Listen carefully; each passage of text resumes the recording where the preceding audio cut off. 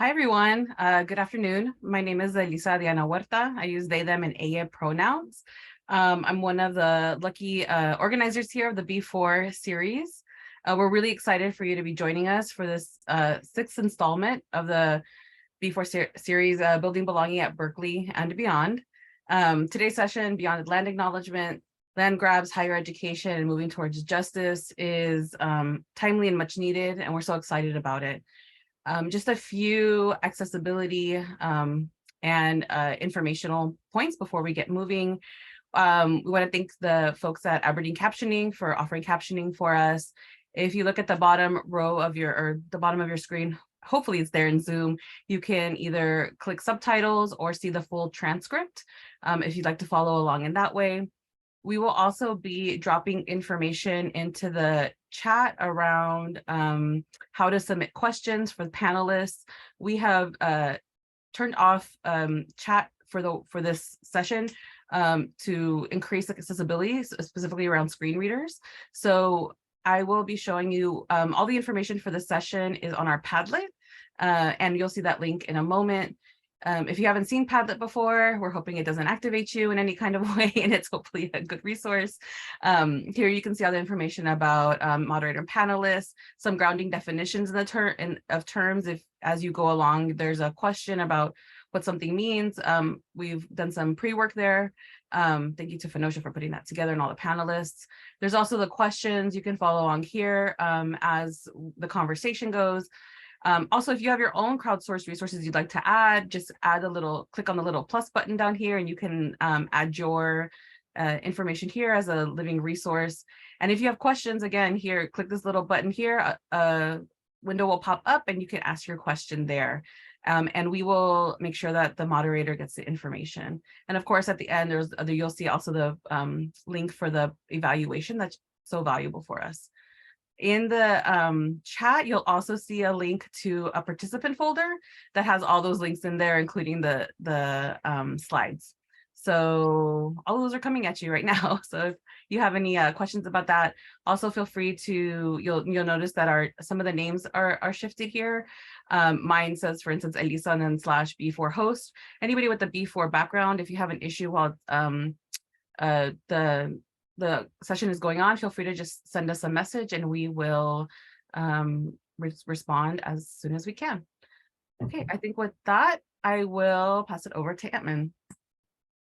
Hi, everyone. Happy Monday. My name is Antman Pimentel Mendoza. I'm on the planning committee for B4.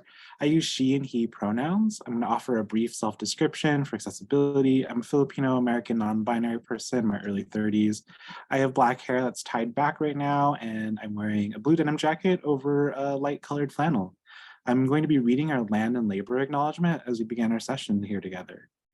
UC Berkeley sits on the territory of Huchiyun, the ancestral and unceded land of the Chochenyo-speaking Ohlone people, the successors of the sovereign Verona Band of Alameda County. This land was and continues to be of great importance to the Muwekma Ohlone tribe and other familial descendants of the Verona Band. We recognize that every member of the Berkeley community has and continues to benefit from the use and occupation of this land since the institution's founding in 1868. Consistent with our values of community, inclusion, and diversity, we have a responsibility to acknowledge and make visible the university's relationship to Native peoples. As members of the Berkeley community, it is vitally important that we not only recognize the history of the land on which we stand, but also we recognize that the Muwekma Ohlone people are alive and flourishing members of the Berkeley and broader Bay Area communities today. When you're in attendance with today's session, so I know that some of you are able to acknowledge that acknowledgement is just a beginning for how to make relations with the Native folks in the lands we're living and working in. I encourage you all to check out aloneland.berkeley.edu for more information that Native American Student Development has compiled. To offer some grounding and opening remarks for today's session, I'm going to hand it over to Dania Matos, the Vice Chancellor of Equity and Inclusion. Welcome, Dania. Thank you so much, Antman. I am told I matched the B4 Zoom background today. That was completely unintentional. Yeah, so thank you, Elisa and Antman, for providing those opening statements. I echo the urgency of this conversation. So I want to thank the team that made this happen, as well as our panelists here today, but also all of you, right? These are meant and grounded in Paulo Freire's critical consciousness and the concept which embodies a mindset of reading the word and the world. For me, centering this work was really about building belonging and justice. As defined by our Othering and Belonging Institute, belonging or being fully human means more than just having access, being seen. Belonging entails having a meaningful voice and the opportunity to participate in the design of social and cultural structure. It means being respected at a basic level that includes the right to co-create and make demands upon society. The intention is for B4 to be that space where the topic and the speakers spark that critical consciousness within you, in dialogue, in conversation, departments, offices, campus, Sproul, outside of Sproul, all the spaces and places, both physical and non-physical, that embody our campus. So it is that vision and practice and embodying that sense of belonging and justice for our collective liberation. Specifically on today's topic, I wanted to share sort of a couple of things and how we discuss it in the context of our Native American communities and people. There are many initiatives that E&I is leading and being a part of. In particular, our work to become an anti-racist campus and the work of our thriving initiatives are interlocked. For us, we must be critical in our interrogation with the university's history. We must practice truth-telling about the ways in which we continue to benefit from and perpetuate racist practices and policies, and redistribute resources in ways that move us towards the university we want and need, and the thriving as defined by each of us and those communities. We were asked to say a little bit about the work happening with the Chancellor's Native American Advisory Council. I can share that it is being reconstituted to include a wider representation of on and off campus constituencies and speakers, and we're hoping to launch it in the spring. And so there's a lot more to come. I know so many of you on the screen are involved in this. And so I want to thank you for being here, and I'll turn it over to Antmin or Elisa. I don't know who, but I am not one of those B4 backgrounds you should ask for help. But anyway, thank you for being here. Thank you so much, Tanya. I'm going to go ahead and now be really excited to introduce our moderator for today's conversation, Phenocia Bauerle, the Director of Native American Student Development here on campus. Phenocia? Thanks, Antmin. Welcome, everybody. I am happy to be here and be in conversation with some really wonderful folks. I am Phenocia. I use she, her, they, them pronouns. I'm the Director of Native American Student Development and the Native American, or the Native Community Center here on campus. I'm honored to be asked to moderate this panel and be part of this conversation. And I do agree that it is timely that these conversations be done. So I'd like to just take a moment and introduce I'll have our two very esteemed and knowledgeable panelists introduce themselves, and go ahead and feel free to introduce yourself, who you are. Also, as you introduce yourself, can you share with us how and where are you entering today's conversation? And I will start with Merri, and go ahead. Well, hello, everybody. Mioyam, Miltang, Merri Lopez-Kiefer Yawa, P. Bio-Wichum, and P. Celestray. Hello, everybody. Again, my name is Merri Lopez-Kiefer, and I am a member of the San Luis Rey Band of Mission Indians, traditionally and culturally affiliated with Southern California, specifically Northern San Diego County. I join you today from the lands of the Bay Miwok and the Ohlone people in today's what's known as Martinez, California. I'm trying to remember everything because you guys are so good at all your introductions. My pronouns are she, her, and hers. And because Antman did it, I am wearing a black sweater with gorgeous red coral earrings from the Yurok tribe. And I'm very excited to be here today. I come to you as myself and everything that's made me in the last 50 years, because that's how old I am. I am an attorney. And I started my career as a prosecutor for the city and county of San Francisco, where I primarily prosecuted crimes of domestic violence. I was the chief legal counsel for my tribe, the San Luis Rey Band of Mission Indians, for a little over a decade, where I specialized in the area of sacred site protection and protection of our burial grounds.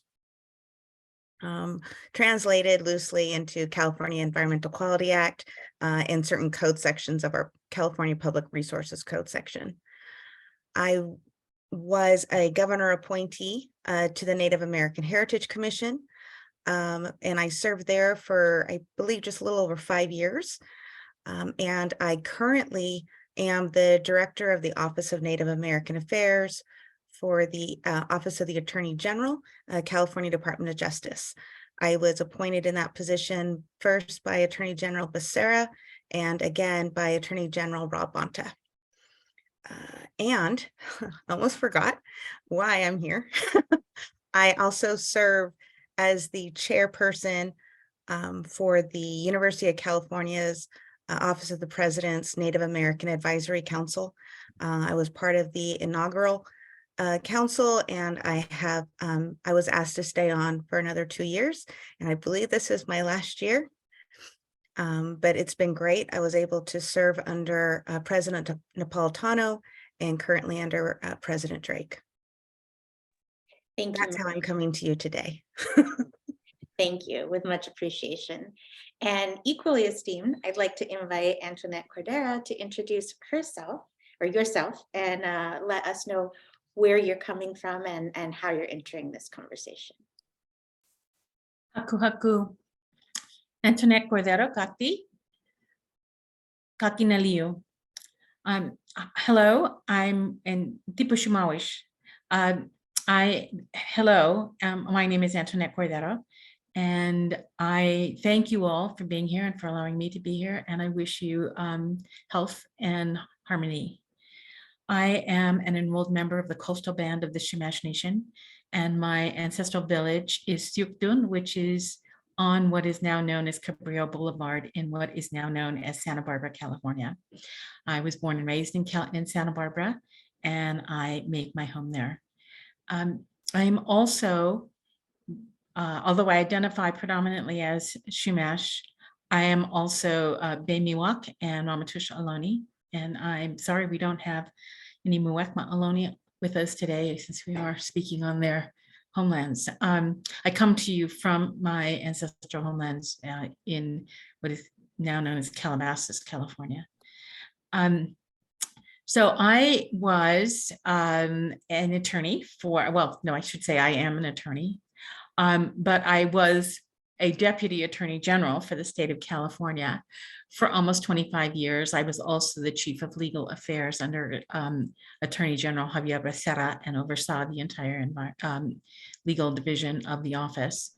I also was while I was in the Attorney General's office, I more or less roughly split my years between the environment section and the civil rights enforcement section.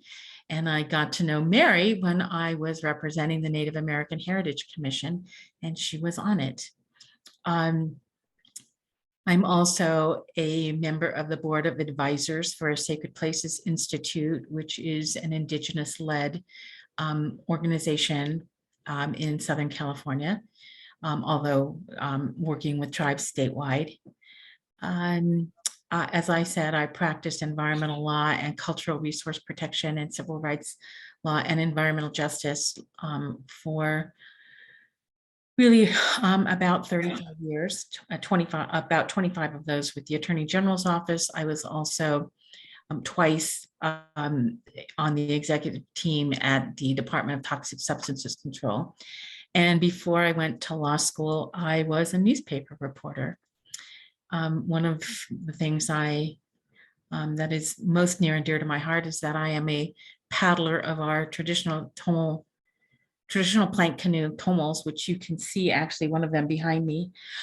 When we do our annual crossing of the Santa Barbara Channel from what is now known as Channel Islands Harbor to Limu, which is now known as Santa Cruz Island. So I should say, I guess I should also say that I'm a supervising clinical attorney with the Berkeley Environmental Law Clinic. And I think that's probably, oh, and my pronouns are she, her. But I probably would be okay with any. And other than that, I think I'll pass it back to Phenocia. Thank you. Thank you both. And I think I appreciate you introducing yourselves in the way that you did, because what was important to me in getting panelists for this conversation is folks who, because I think land grant institutions, land grant and land grab, there's all sorts of conversations going on about land acknowledgements. And I think both of you have experience both in higher ed, but also in like large state government, thinking about the complexities of that, how these conversations come into institutions. And so I appreciate your experience and look forward to this conversation. Again, I wanted to point out, as Danya mentioned earlier, with the conversations in the B4 series having a grounding in Paulo Freire's idea of a raising of critical consciousness and as a way to make meaningful change in oppressive systems, what terms, inspirations, and systems are vital for you to name, to engage in this dialogue on practicing building belonging? So the key concepts that you're bringing to this conversation today about land acknowledgement, justice for Native issues, et cetera. And I will, again, we'll start with Merri, and Antonette, we'll come back to you. Oh, and I probably should say I'm an alum of UC Santa Barbara, so go Gauchos. Forgot to mention that part. Very important. But I'm coming today, since we're talking about land acknowledgements, we're talking about land back. There's four key terms, and I'm probably borrowing from, the definition of itself, what you just asked, but reflection, interpretation, action, and change. Because without all of those, you can't get to where we need to be. And I will, those kind of all go with what I was going to talk about to you today, about land acknowledgements, and why it's not necessarily the first step, it's just a precursor, because it's part of the reflection process. So again, if I had to, I would pick those four specific terms. And then, of course, I know Tony is going to be giving us an excellent background on California history, the brutal history of California towards natives. So I would also want to raise concerns of uplift the terms of sovereignty, uplift what inherent sovereignty is, and that's what I would share. Thank you. And Tony, would you like to share some of the concepts and terms you're bringing to the conversation today? Sure. Well, Merri sort of hijacked some of my terms, but probably one of the most important that for me in terms of addressing this issue and coming to this issue is sovereignty. And as Merri pointed out, sovereignty is inherent.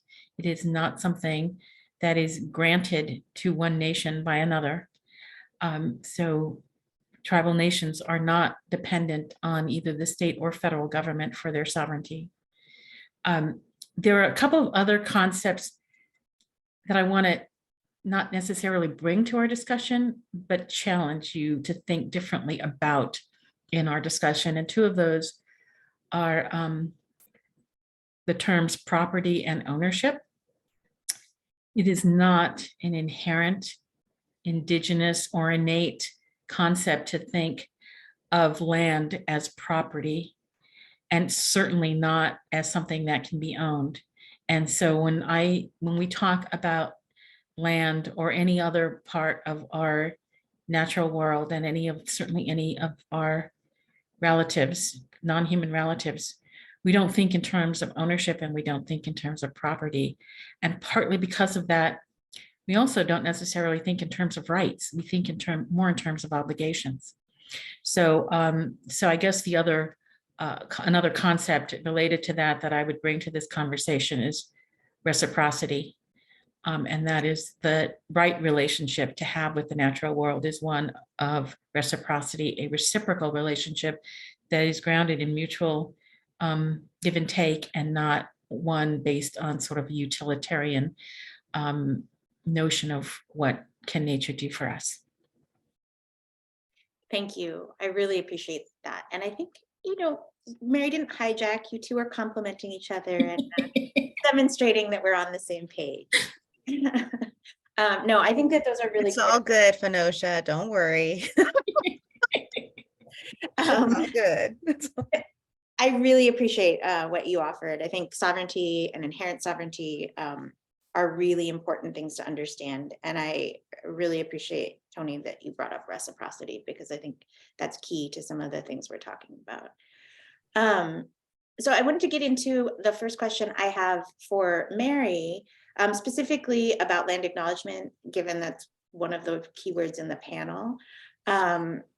You've worked in a variety of capacities in government, for the Native American Heritage Commission, in the legal field, and also now in this advisory capacity to the University of California leadership. And I think you've had a unique peek into how some of these conversations around justice as it relates to Native American communities, especially with Gavin Newsom issuing issuing apology a few years ago, and then the development of the Truth and Healing Council. So from all of this experience, why should institutions give land acknowledgements, and what do they signify in your opinion? It's been a long time coming. Land acknowledgements and Governor Newsom's apology on June 18th, 2019. His issuing of his executive order N-1519, where he apologizes on behalf of the state of California for the atrocities committed by the state against its Native people. And then the creation of the Truth and Healing Council that could hopefully bring our people together and bring some justice to the surface, and what that would look like for those atrocities that were committed. And being able to be a part of the President's Native American Advisory Council has been very rewarding, in that the university is at a different place now than it was just a few years ago, in that they are wanting to do that reflection that I was talking about earlier, that pre-work of how was it that the university got to be where it is today, that it was able to have all the campuses it has today as a land grant institution, and not necessarily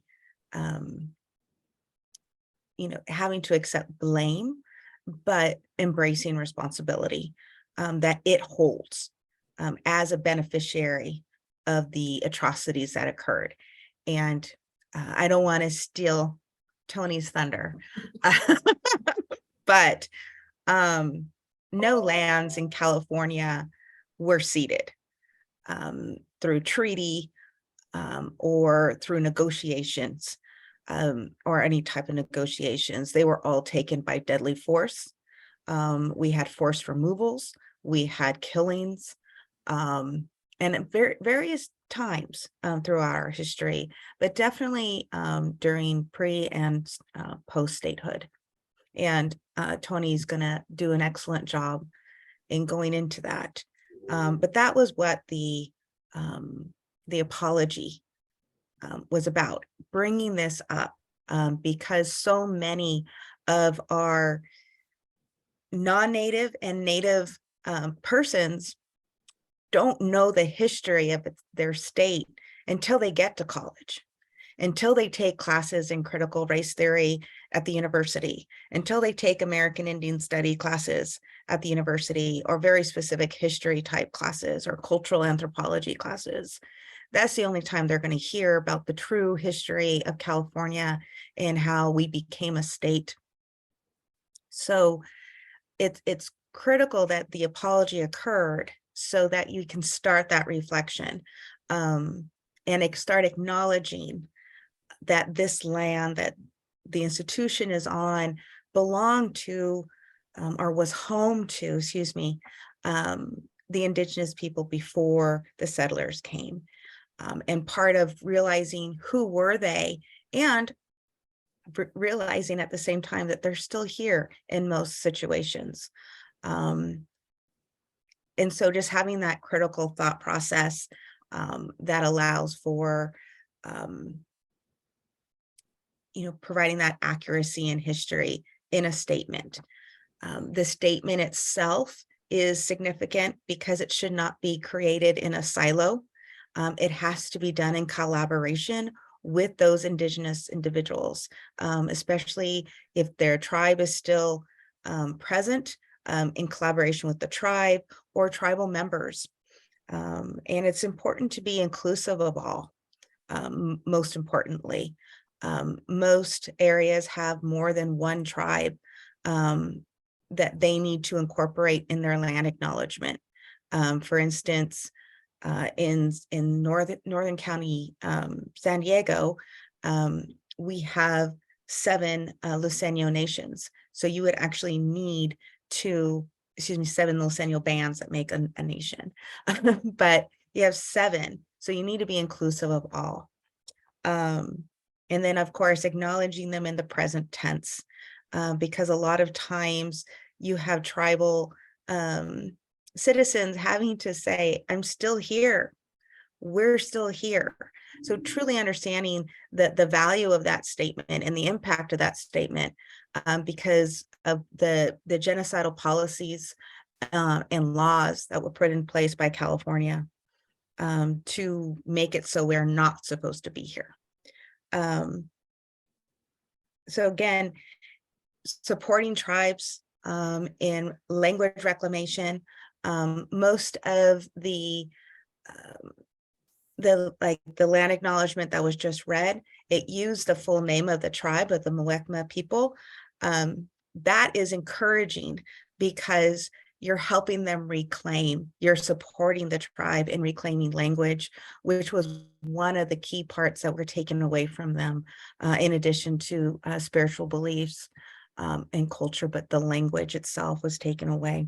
So again, I would say that the land acknowledgements are significant because it's a necessary precursor in reflection as to why and how you got to be where you are, knowing your identity.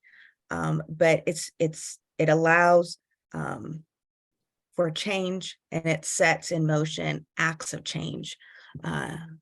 So it's really a precursor so that we can get to interpreting and what that change looks like in action. I don't know if that answers the question. No, I think what I heard was, I mean, it absolutely answered the question. And what I heard also was some clarification around the reason sometimes for the land acknowledgements. I think when I started looking at land acknowledgements 5 years ago, Canada had probably the most by and large, but they literally were an acknowledgement of the treaties and the land, and that was it. And I think that was one of the things in working with Muwekma to create the land acknowledgement that was just read, was really wanting to make sure that there was a tribal voice involved. So I think that's a great clarification in that, like, it's not the first step, because you actually have to do some research and reflect on where history has brought us and what that history is. But I think I really appreciate that idea of reflection before you can move into interpretation, action, and change. So thank you. Yeah, I just want to add one more thing.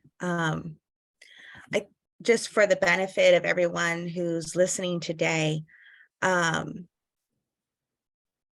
it's I know it, Tony knows it, Phenocia knows, but California is home to approximately 171 California Native American tribes, consisting of 109 federally recognized tribes and approximately 62 non-federally recognized tribes, and a little over 100 reservations and rancherias that align or abut 34 of our 58 counties. We have the highest population of Native Americans in the entire nation, representing about 3.6% of our population. Our most highly populated counties are Los Angeles, San Diego, Riverside, San Bernardino, and Orange counties. And if you pay attention to what I just said, a majority of those counties have no federally recognized tribes. Those represent our non-federally recognized tribal members and our Native American brothers and sisters from outside of our state. And I just want to make sure everybody understands that we are quite the diverse state, and we're not, that's a lot of history because we have so many individual autonomous tribes in California, and they all have their own unique histories when it came to the state and different ways of colonization, especially from the South with the missions and Mexico, and then California and the United States, but also up north, they had their own histories as well with colonization. So we're dealing with a lot of history that needs to be accurately told and reflected upon to understand why our relationships are the way they are between tribes and our governments and our institutions. Thank you, Merri. You're absolutely right. Tony, given what Merri has just sort of opened up for us, I feel like she gave you your opening, but given, I think with land acknowledgements, what is often missing is the context. People think about the land itself as property, as a place that we are, versus the spaces that are created and meaning made in those places. So what do you, in your opinion, what do we need to understand about the history of both land grant institutions and the impact on Native communities, and California history specifically, to really understand the importance of doing an intentional land acknowledgement and sort of the other issues that come with the responsibility of caring for, well, of moving forward in towards Native justice, I guess I'll put it that way, if that makes sense. Sure. So I want to start by saying that I think since we're talking about land acknowledgements, the importance of land acknowledgements is that they are an indication of a mindset change, that a change in mindset. We have all, and probably most of us, certainly those of us here on the panel, but probably most of us in listening here today, have been educated in the United States and some of us in California, and indoctrinated in a certain way of thinking about where we are. The United States, is born from a settler colonial mentality, and our education is certainly conforms to that. And so a land acknowledgement actually is only meaningful if it is combined with a genuine commitment to change how we think about where we are. Anywhere in California, and probably anywhere in the Western Hemisphere, you are in some indigenous tribes in ancestral homelands. And those homelands, for the most part, as Merri mentioned, were not voluntarily ceded. They were certainly not sold. And so when we think about that, it's important to remember that and to let that sink in and think about what that means to you in terms of what kinds of responsibility does that kindle within you. So when we talk about, well, as I said, probably the whole Western Hemisphere, but I'll confine myself to California. You know, the people, our history didn't begin with the arrival of Christopher Columbus. You know, indigenous people were in California for, you know, probably 19,000 years or longer before the arrival of Europeans. There were 500 native groups in California, at least, speaking about 300 different distinct dialects of at least 100 different languages.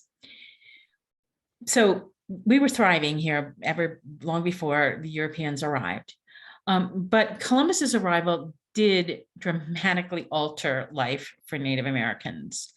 And I'm going to skip ahead here from 1492, a couple of centuries, but by 1769, which was 80 years before the gold rush, but about the time of the mission, when the missions were being established, there were more than 200 tribes and a native population of 300,000.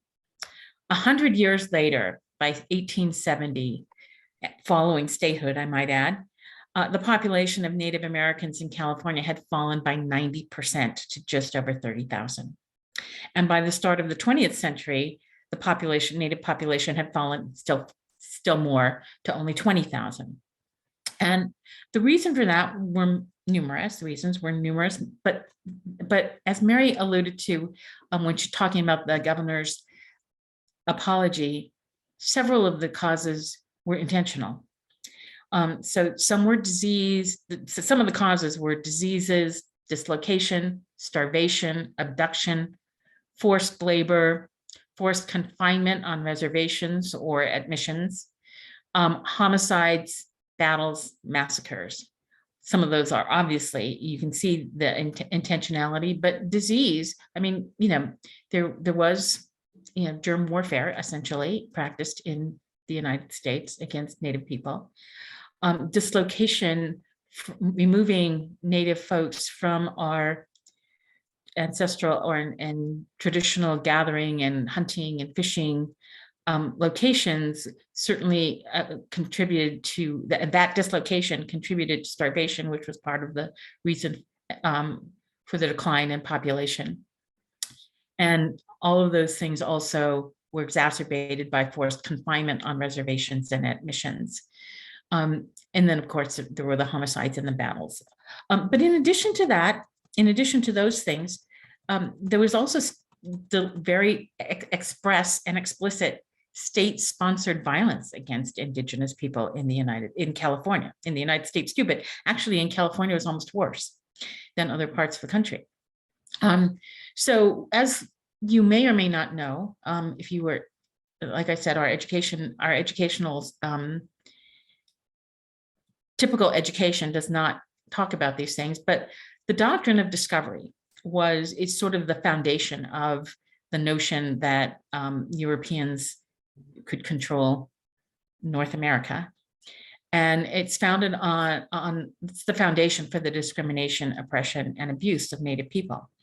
And the Supreme Court in 1823 basically approved and sanctioned the doctrine of discovery as giving exclusive title rights to European nations that discovered lands, you know, already inhabited by Indigenous people.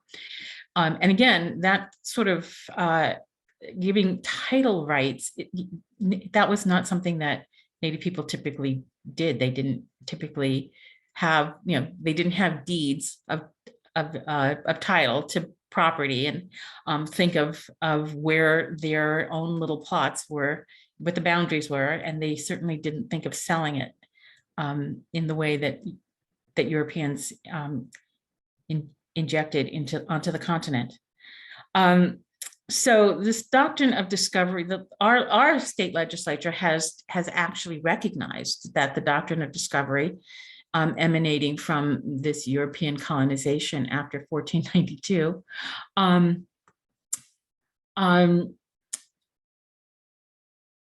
has had profound and lasting effects, negative effects, on the cultures and populations of indigenous people in the United Nations. And so the California legislature actually recognized that in Assembly Joint Resolution 42.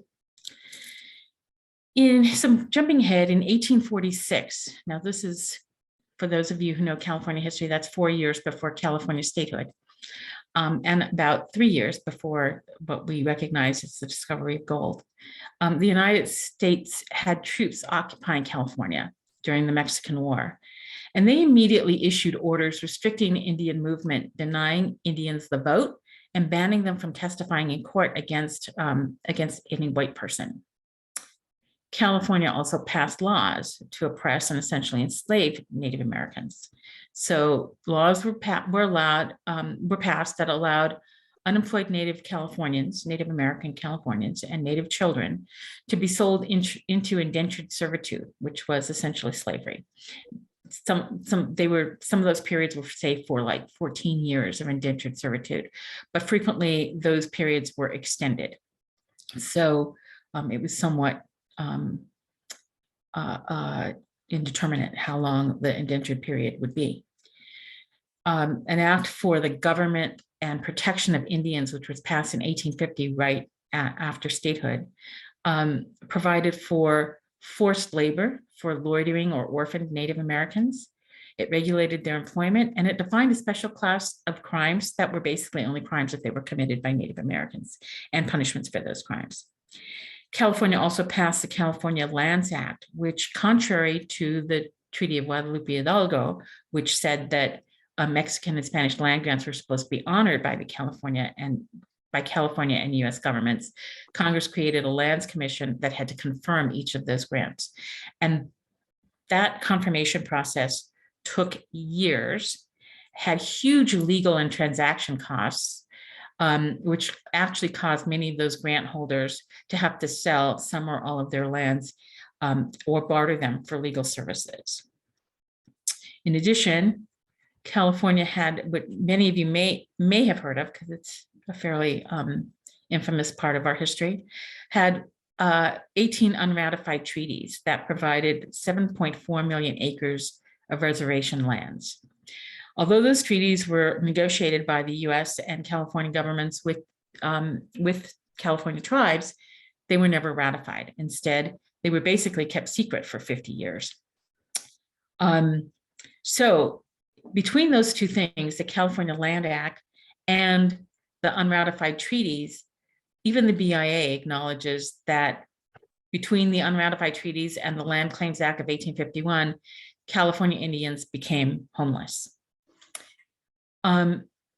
So, and one of the more infamous examples of the intentional and state-sponsored violence against Native people, I talk about just because I recently was in Yosemite and talking there about land return. And so we talk about the Mariposa Battalion, which was a militia essentially formed in 1851 to, and supported and sponsored and paid for by the state of California to rid the Yosemite Valley of Miwok, of the Native folks who were there. There are actually 7 tribes that are associated with what is now known as Yosemite National Park. But it was primarily Miwok in the Yosemite Valley. And so even the National Park Service website, which probably is not inclined to overstate how brutal this was, describes it as when they entered Yosemite Valley, they systematically burned villages and food supplies and forced men, women, and children away from their homes.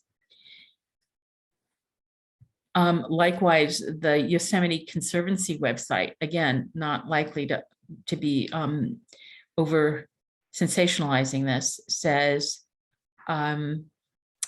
Many indigenous people were killed or forced into sometimes short-lived reservations, their food sources and homes destroyed, and their children sent to boarding schools for cultural assimilation, a brutal practice that continued into the 1970s and whose effects are still felt today. So when we talk about California history, that's what we need to talk about. That's what we need to think about.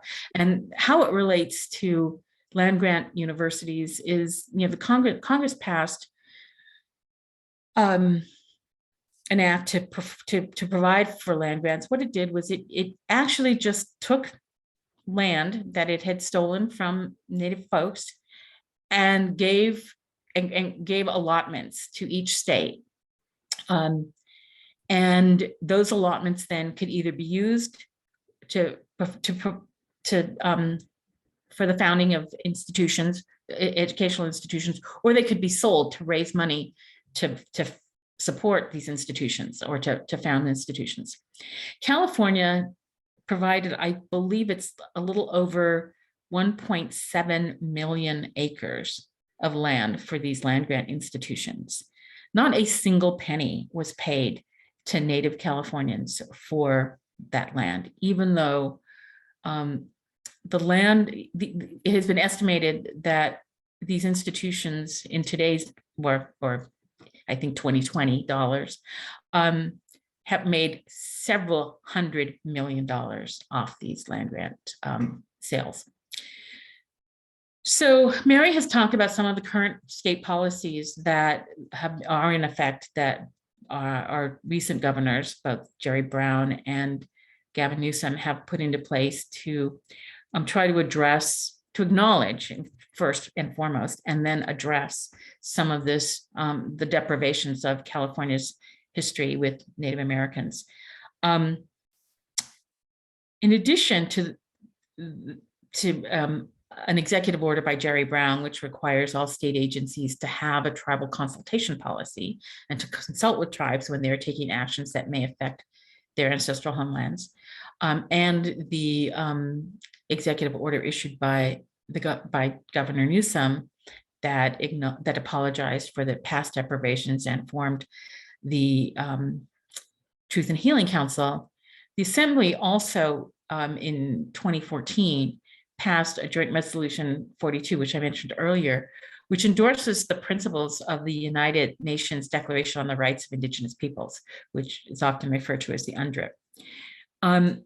One of the provisions of, I'll just leave you with this thought. One of the provisions of the UNDRIP is that all decisions affecting Indigenous people can only be taken with prior and informed consent. So I ask you, California has endorsed that, but are they actually complying with it? So I'll leave on that note, and then we can move on. No, thank you. I think that's a very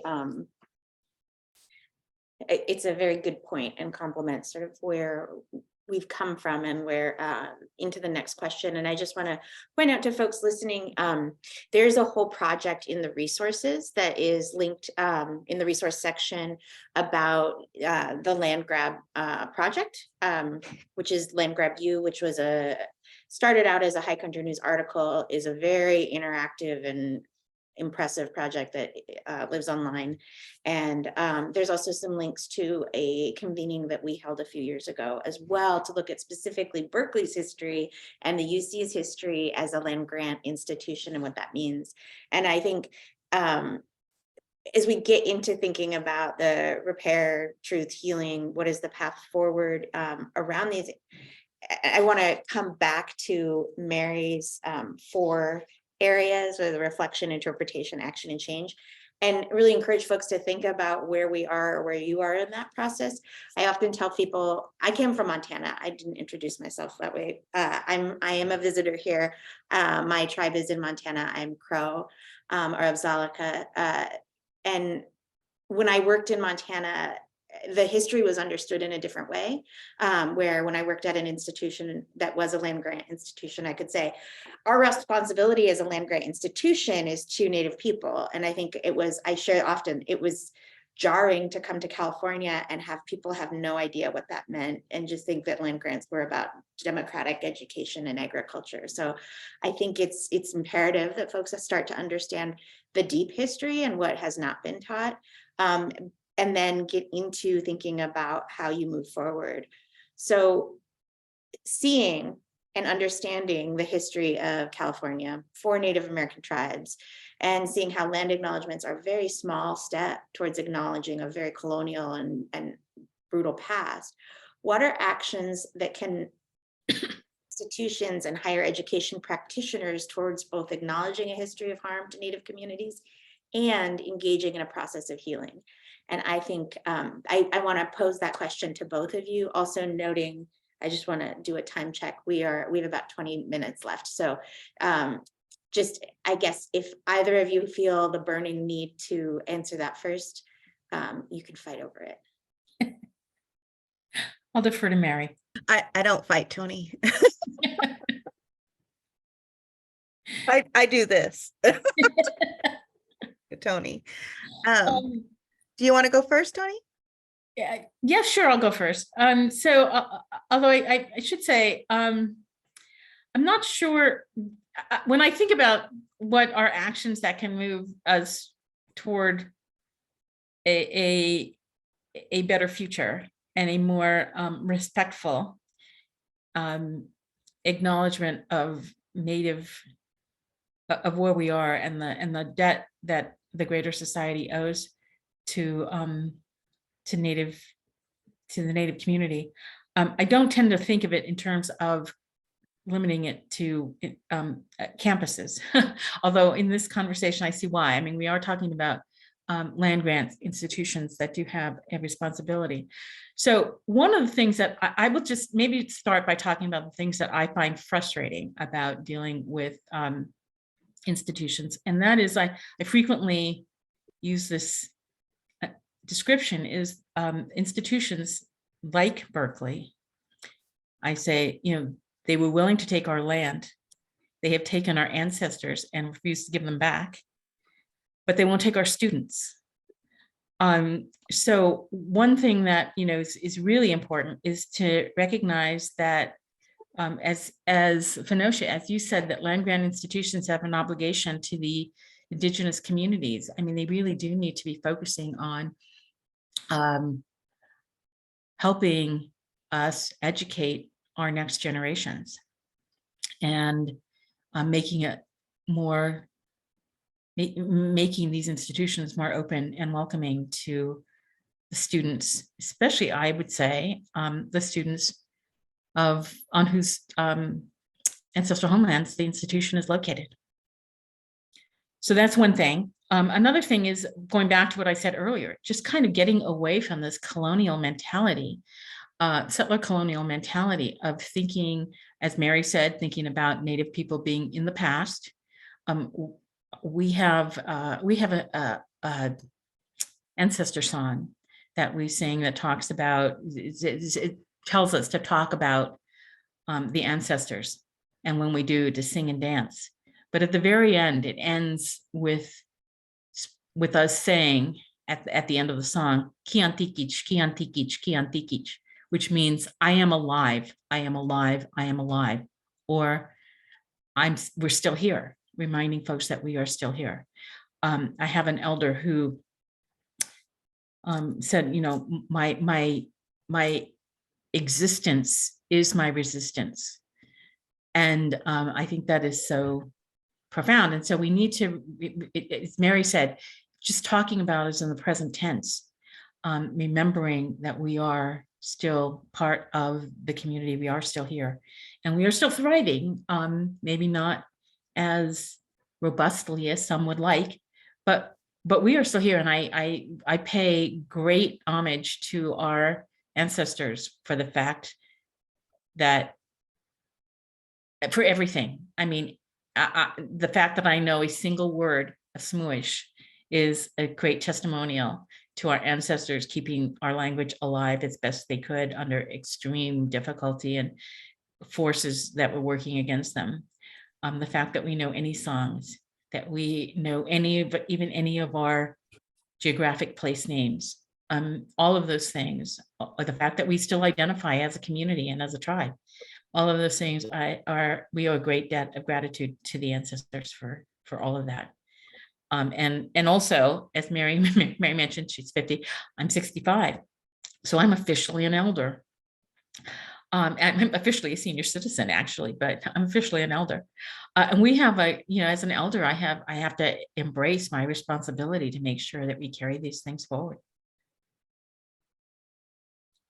So I don't know if that really answers your question, Phenocia, but that's what I would add there.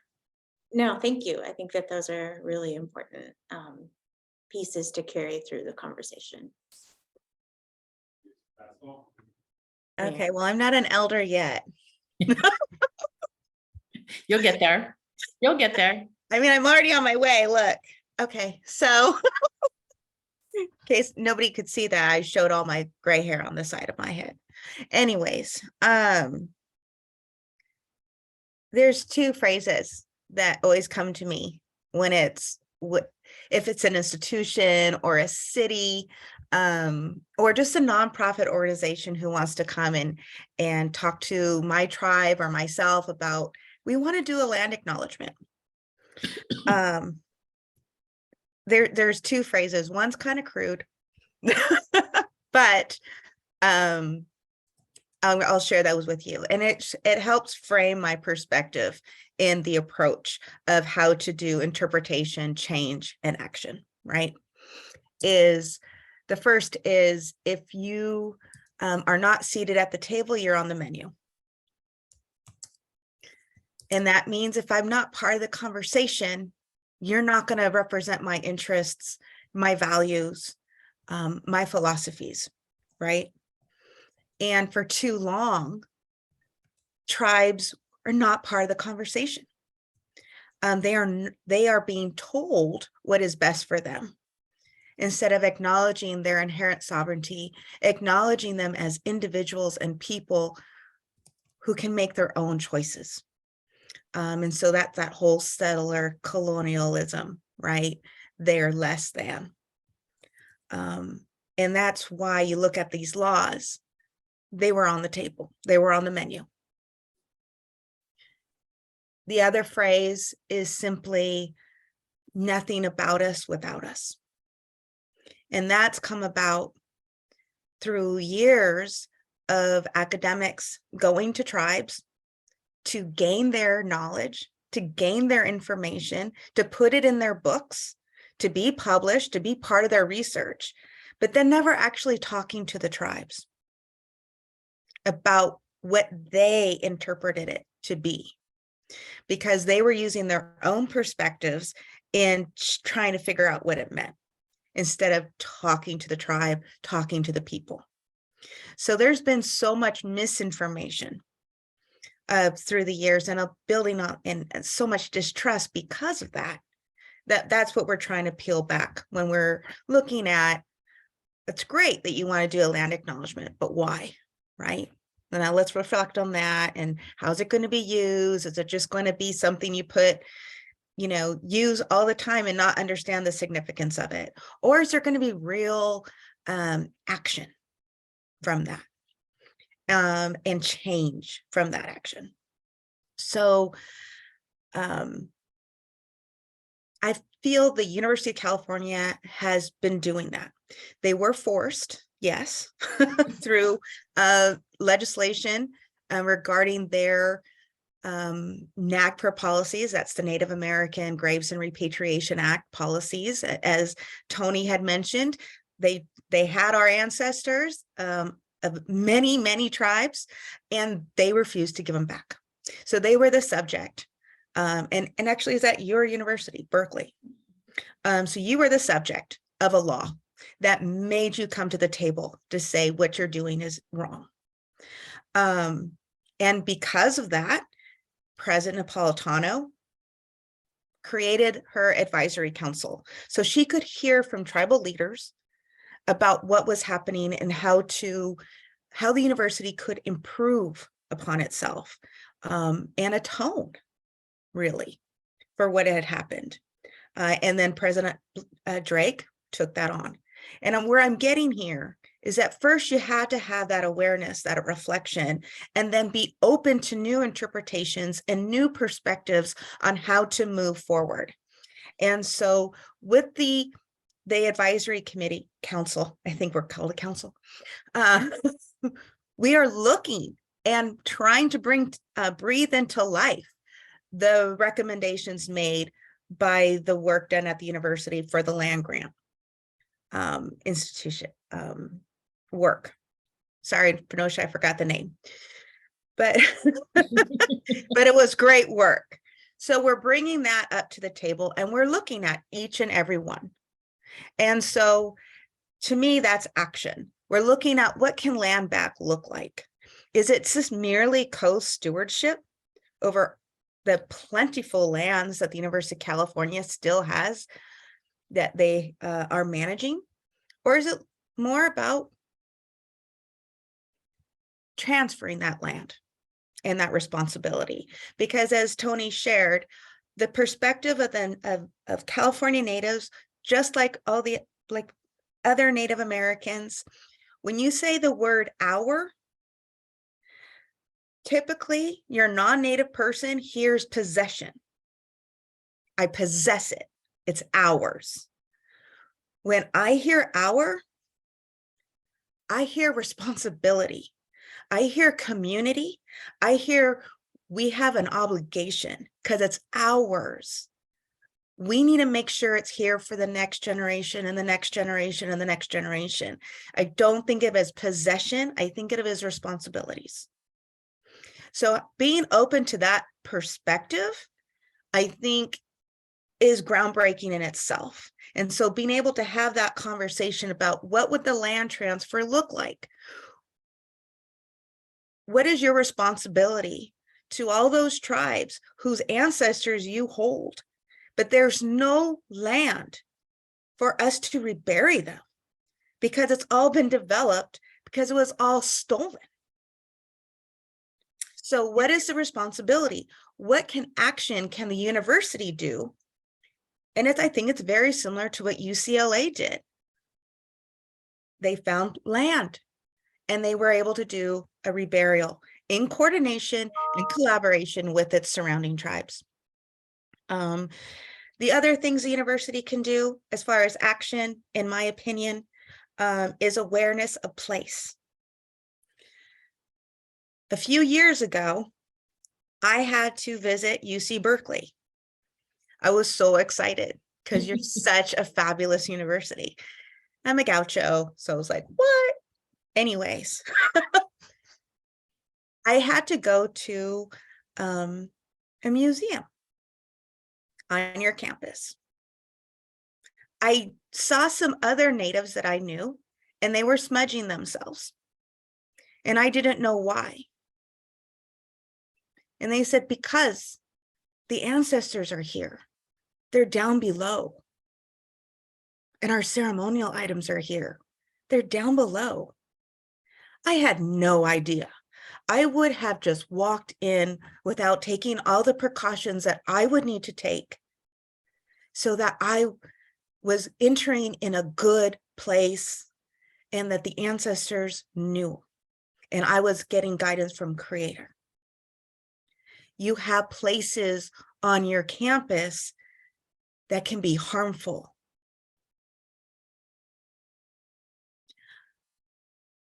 There was a building named Krober. It's now I don't think it has a name. I think it's nameless. When I saw that, I had a very different reaction than anybody else that I was with because I knew what he had done and the role he played in California history with tribes. Being aware of what your campus is and if it's welcoming or not. Because we have very talented youth And the university needs to be trying to attract them. But if you're not a welcoming place, they will not be attracted. The other areas I think the university can do to put action, change into action, is start acknowledging the tribes as partners. And not just economic partners, but partners in development of curriculum, partners in outreach and recruitment, partners in retention. I didn't have a Native American instructor, professor, graduate student until I went to law school. And even then, that person was a rarity. Never got to see somebody like myself going through school. That's important. That's impactful. That's change that the university can do. And Merri, I would just add to that, no offense, Phenocia, but it's important that when the university partners with, finds Native partners, that they are partnering with California natives. I mean, we welcome, obviously, all the input from our Native brothers and sisters from outside of California, but the universities need to do a better job of recognizing the importance of partnering with Native Californians. But also to be recognizing that we are home to the most Native Americans in the nation. And so developing partnerships with our tribal nations outside of California as well, because of that impact. It's California's, University of California's NAGPRA collections are not limited to just California Native American ancestors. So there is a relationship and responsibility owed to those other tribal nations. Absolutely. But again, that comes to the accuracy, the reflection, and being open to that perspective. So anyways, those are just a few of the ones I was wanting to share today. But definitely, UC Berkeley has one of the biggest language repositories. And I'm thankful that you guys took such good care of those wax cylinders. But I'm more thankful that those who came before me left that information so that today, my children truly represent the first generation where they do not need to be afraid to say, I'm California Native American. I was told by my mother, who was told by her mother, who was told by her father, do not say you are Native American, they will take you away. They will either send you to a boarding school or they will put you in foster care because you're a Native American. It was not safe. And so now it is safe. It is safe for us to reclaim our languages that have been preserved for us by our academic partners. And it is safe for us to try to do reclaim our puberty ceremonies, which was instrumental in our community building. It told us who we are and what was expected of us. And all that horrible, brutal history that Antonette, Tony shared with you completely ended those practices because it was no longer safe. Well, they attempted to end those practices. Thankfully, some folks continued them and held on to them, and that's why we still have them today. I mean, I'd like to point out that but you weren't able to. All I'm saying, Tony, is that you couldn't do it in the open. You couldn't do it in your typical places. It was very hidden and out of the place. There is a phrase in Chantila, which is the Payamkawichum or Luceño language called Awak Petuli, which is our culture is still alive. And so I feel through the land acknowledgements, through the land back, what do you call it, movements, It's all helping in support of tribes in this reclamation and being partners with our institutions and not adversaries.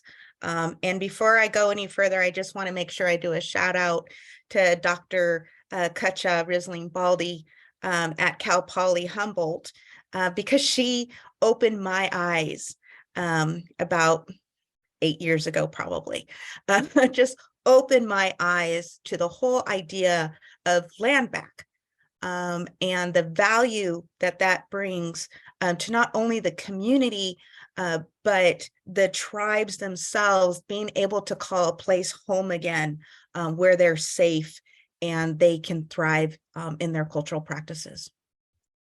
Yeah, thank you. Thank you both so much for your thoughts on this. I think what you both have kind of brought back to is this idea. We've had a couple of questions posted in the chat, which we'll get to in a second, but this idea of what can we do beyond land acknowledgements. Land acknowledgement is a step. It's not even the first step, but it's a step in reflecting, and then you have to interpret. And I think it's very different for each person working within the institution and each institution. Merri, you really hammered in on the Native American Graves Protection and Repatriation Act, which Berkeley in particular has a very difficult and terrible history with. And so thinking about that in relation to what Berkeley could do, there are things that are specific to that. And, there are different departments that have fraught histories with Native American tribes in this state. And how can they, I think taking Kroger's name off of the building was one attempt to acknowledge and reflect, and it is an interpretation of the past and was an action towards change.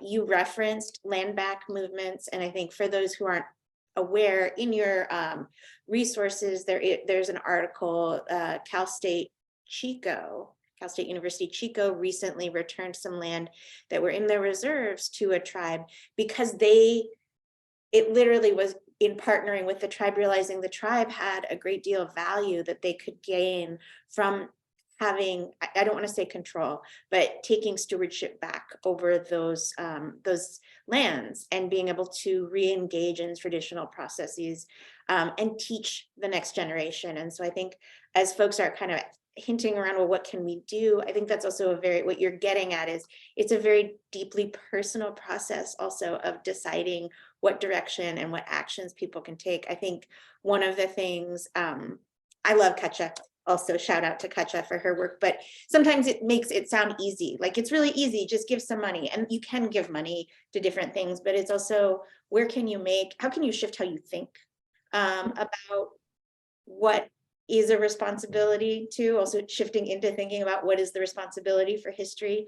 I think, and Tony, you had said it in a meeting we had before, and Merri, I think you stole it from Tony, but it was earlier, you said, I don't need you to be. I don't need you to accept blame. I need you to embrace responsibility. Exactly. And I think that's really. Yeah, I did take that, everybody. I did take that.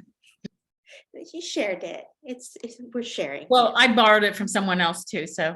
But I think what I'm hearing from both of you and your immense amount of knowledge of the law and institutions, and also being living people who come from tribes in this state, like that there's a lot of work to be done, but it's not an easy fix. You can't just plug in the easy answer is this. So I would encourage folks who are attending this to think about that in both a personal level, but also in the positions that you hold in different places on campus, because the change is not going to come from the top down. The change is going to come from people shifting their thinking and doing this reflection and interpretation and action towards change. So, Phenocia, if I could just add one thing, because I don't want to be a Debbie Downer, but I do want to say that as much as we are hopeful that things are moving in the right direction, we are by no means at a point where all these negative and actions that we reference are in the past. I mean, Cal State Long Beach still, folks at Cal State Long Beach have been trying for decades to protect a very, very sacred site on their campus, Pavongna, the birthplace of a deity whose there are strict requirements about how you say the name, so I will not attempt to do that now. But that those are still being fought. Those battles are still being fought. The Winnem and Wintu still encountered tremendous resistance to their puberty ceremonies, not only from governments, local and federal governments, but also from the community, just deliberately disrupting their ceremonies when they would do their puberty ceremonies. So, so unfortunately, we are still facing a lot of these same kinds of actions. I personally have been on phone calls with state and local governments who still believe that involving Native people in decisions about what happens to their sacred sites is optional and is an act of altruism. So I just want to point that, I just need to throw that out there. I know, Merri, you were, you're trying to be optimistic and trying to say, we've made progress, which we have. But it's, we're still a long way from where we need to be. And going back to Phenocia, what you just were saying, it really is all dependent on how committed people are to the sentiment behind a land acknowledgement. I appreciate that, and you're right on. I want to also make sure that we have time for a couple of questions that came from participants who are attending today, and these are great questions for both of you. I'm going to put them out there, but also knowing we only have about 10 minutes. So one question that came in a bit ago was, reparations were made for Japanese Americans incarcerated in internment camps during World War II. Now talks are way for reparations for descendants of slaves currently living in California. Is there a similar process for Native Americans? That's one question.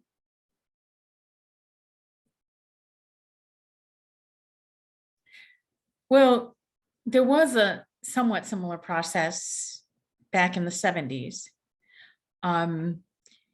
which I really can't go into the details of because I'd need to actually go back and refresh my recollection. But it wasn't generalized, and it by no means really came anywhere close to restoring or repaying tribes the hundreds of millions of dollars that their lands are worth that were stolen from them, and certainly didn't involve returning any lands. Merri, do you have anything to add? Or as soon as I figure out how to unmute myself. So in California, we mentioned the Governor Newsom's executive order in 1519. It created a Truth and Healing Council and put the responsibility on the Office of the Tribal Advisor to bring together California Native Americans throughout the state of California to discuss the history done at the state. And I don't know if there's a way we could, I don't remember if that was part of the resources made available, but it's pretty pertinent to this question. The charge that council was given, and I recall that they needed to do a report by 2025, I think, and it was to include discussions about reparations, basically look at what the role state of California played in the current status of tribes and tribal people in California. But I don't know where they're at on that. But I think it's been informed for about 2 years. And of course, I'm wishing all positive thoughts to that council. I think it's a council of 12. And it has representatives from the North, East, Central, and South of California. As I mentioned before, we are home to 170 tribes. So that's a lot of information to take in. And I'm hoping that there'll be something there. I admit it's a little bit illogical, the timing of everyone's reports, but I am hopeful. As Tony alluded, I am an optimist. I will just say that the Truth and Healing Council recently met just last month in Yosemite Valley, actually, to hear from primarily from Miwok folks, but from anyone who wanted to be there, but it was primarily Miwok folks, about some of their history and they did talk a lot about the land and about the need for land return. But they're online, their meetings are they have a full schedule of their meetings, and you can find it on their website if you just Google the Truth and Healing Council. They have their agendas, their bylaws, and recordings of their past meetings. Yep. Thank you both. This next question is a bit more specific. And it's, can either of you speak to the current U.S. Supreme Court case, Bracken versus Hallen, which endangers Native American children in foster care and could start to unravel other federal protections extended to tribes? The fight by white parents could directly jeopardize tribal protections in Native American communities. And just a time check, we only have about 5 minutes left. So if either of you wanted to speak to that briefly, and I have one other question. So I'm sorry. I was looking to see if I still had it open. I did have their actual. Was doing some research on that this morning. So what it is it's a challenge to the constitutionality of the Indian Child Welfare Act, which is commonly known as ICWA. And what ICWA does is it sets up a mandatory preference for when Native children need to be removed from their homes, that it sets up a preference for placing them in other Native, with other tribal relatives, with other members of the tribe, or with other Native in other Native foster families, and kind of in that order of priority, ahead of non-Native families. And so that's being challenged on equal protection grounds and some other grounds, I think non-delegation grounds, as to whether that is a violation of equal protection. There's a whole there's a whole history to the Indian Child Welfare Act. It was brought about because of a very sort of racist and culturally biased practice of that family courts would assume that children were better off in non-tribal families, in non-tribal settings, and certainly on off-reservation settings. And so the Indian Child Welfare Act was actually passed to try to counteract that, in an attempt not only to keep tribal families together, but to keep tribes together, to help protect the future of tribes, because obviously removing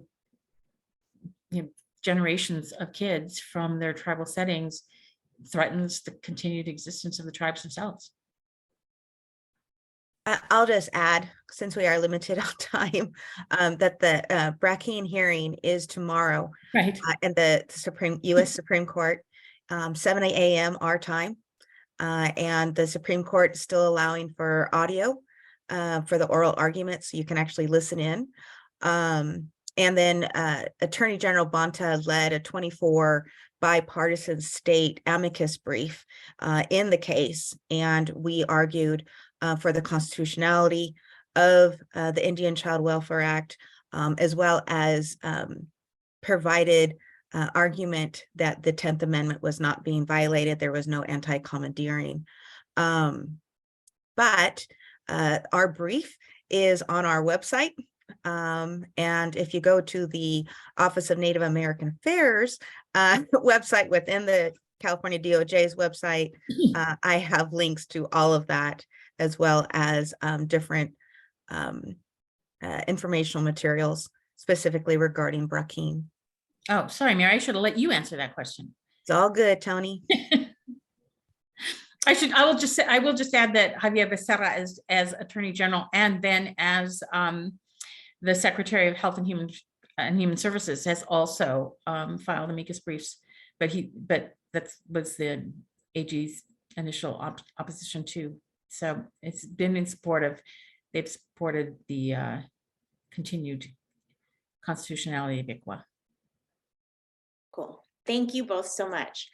We have 1 minute left. So what I wanted to throw at both of you in maybe a word or a short sentence would be, given this conversation and reflecting on where we are, what do you think it means, and in also the context of your work and personal lives, what does or would it mean to thrive as Native Americans in institutions of higher education?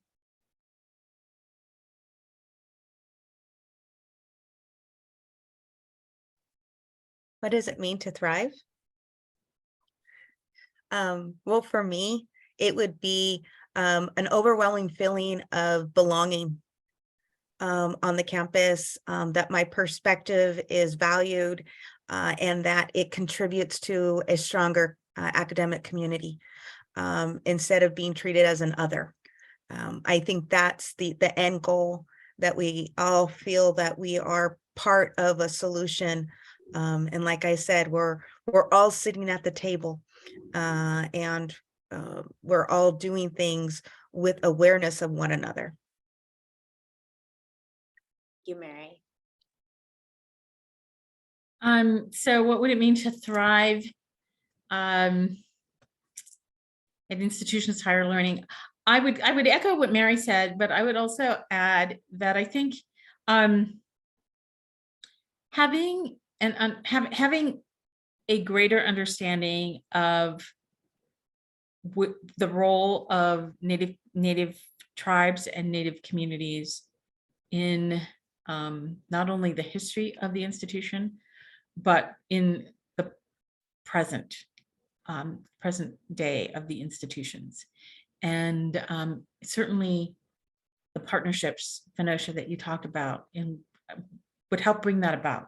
So more robust partnership in terms of focusing on, like, for example, Merri, you mentioned what a great resource Berkeley is in terms of having the wax cylinders and all this information about past languages, some of which are lost, some of which are near lost, some of which are being, there are efforts to try to reclaim and resurrect.